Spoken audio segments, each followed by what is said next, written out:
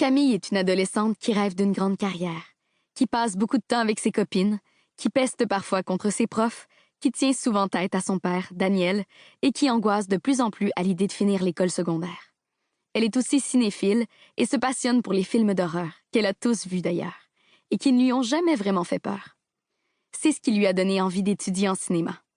Tourner des films à son tour, du genre de ceux qui donnent réellement froid dans le dos. Mais ça, elle n'en parle qu'à sa meilleure amie, Virginie, parce qu'aspirer à devenir réalisatrice de films d'horreur à 16 ans, ce n'est pas ce qu'il y a de plus branché. C'est même un peu bizarre et, en général, les personnes bizarres ne sont pas les plus populaires. Non pas que Camille rêve de popularité. Elle préfère être considérée comme une personne normale, juste normale. Seuls les soirs d'Halloween et les vendredis 13 lui permettent de vivre sa passion au grand jour. Mais ce vendredi, c'est spécial, car les filles ont décidé d'organiser un party de peur, même si ce n'est pas un vendredi 13. Au programme, souper pizza entre copines, visionnement du film L'Exorciste, un classique, partie de Ouija, un autre classique, et toutes sortes d'histoires de peur qu'elles se raconteront autour d'une chandelle maladroitement placée au centre de la table pour créer de l'ambiance. C'est toujours Camille qui a les meilleures histoires, comme si elle connaissait tout ce qui s'est passé d'étrange dans cette ville depuis sa fondation. La soirée se déroulera chez Sophie. En fait, toutes les soirées se passent chez Sophie, puisque ses parents n'ont jamais d'objection à ce qu'elle invite des amis, filles comme garçons, fête ou pas. Bien installée sur le plancher de sa chambre, Camille termine sa table de Ouija, faite maison, avant de se rendre chez son amie.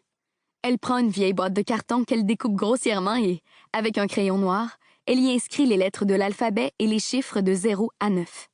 Tout en bas, elle écrit les mots oui, non et au revoir, comme elle l'a vu faire sur Internet. Ne lui reste plus qu'à trouver un objet pour fabriquer la planchette, qui doit pouvoir se déplacer. Un couvercle de peau de beurre d'arachide troué en son centre sera parfait. Pour le rendre plus esthétique, Camille décide de le recouvrir de papier d'aluminium. C'est plus joli et ça fait plus sérieux. Aussi sérieux que peut l'être un couvercle de peau de beurre d'arachide. Une fois le tout terminé, Camille se couche sur son lit. Sa petite chambre, située sous le pignon de la maison, possède une lucarne par laquelle pénètrent les derniers rayons du soleil qui éclairent la pièce. Dehors, les oiseaux gazouillent. Les oiseaux chantent toujours chez Camille, puisqu'elle habite à la lisière de la forêt. L'été, leurs chants vont jusqu'à la réveiller, surtout ceux des corneilles. Et le soir, ce sont les complaintes des grenouilles qui l'endorment. L'hiver, c'est le calme plat dans le règne animal. Il fait beaucoup trop froid, et les grenouilles qui ont chanté tout l'été hibernent, congelées. C'est plutôt le bruit des motoneiges qui perce le silence. Pour certains, la ville de Malartic est un havre de paix, et pour d'autres, elle est d'un ennui mortel. L'opinion de Camille à ce sujet est nuancée. Elle aime bien sa petite ville où tous les enfants circulent librement dans les rues dès leur premier pas. Mais d'un autre côté, elle voudrait qu'il y ait plus d'action. Quand elle regarde le bulletin de nouvelles de la région à la télévision, elle a l'impression que tout se passe toujours ailleurs. Les émissions, les galas, les spectacles. Chez elle, il n'y a que les accidents de la route et les soupers spaghettis qui attirent l'attention. Camille sait qu'elle quittera sa ville natale pour aller vivre à Montréal l'été prochain, après sa 5e secondaire.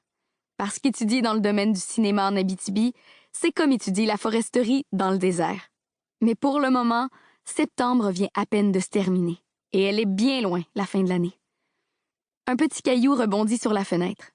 Camille se lève. C'est le signal du départ. Elle saisit son sac à dos, y range sa table de Ouija, descend le petit escalier, salue son père et saute sur son vélo pour rejoindre son ami. Tout en pédalant, Virginie annonce à Camille: « Les gars ont dit qu'ils viendraient peut-être faire un tour ce soir. » Ah non, une soirée de peur avec des garçons, c'est pas pareil. Camille se dit avec dépit qu'ils vont tout gâcher, et elle n'a peut-être pas complètement tort. Virginie, quant à elle, semble plutôt excitée par cette nouvelle. Elle estime que toutes les activités du monde sont plus amusantes quand son amoureux est avec elle. Yuri et elle sont ensemble depuis la 3e secondaire, et rien ne semble devoir les séparer. Pour continuer à écouter ce livre audio gratuitement, cliquez sur le lien dans la description et vous pourrez l'écouter en entier sans frais grâce à l'essai de 30 jours d'Audible.